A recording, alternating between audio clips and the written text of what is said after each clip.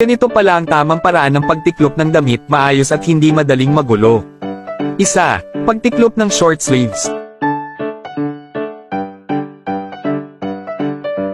2. Pagtiklop ng mga t-shirt.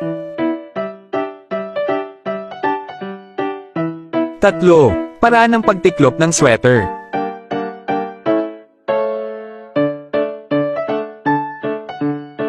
4. Pagtiklop ng pijama.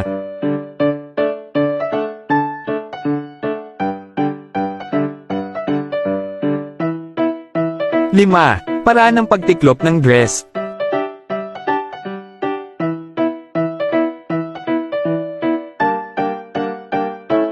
6. Paraan ng pagtiklop ng leggings.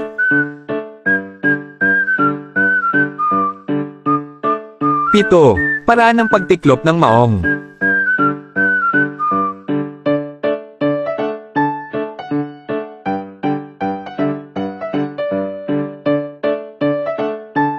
'Follow mo ako para sa araw-araw na life tips at hacks.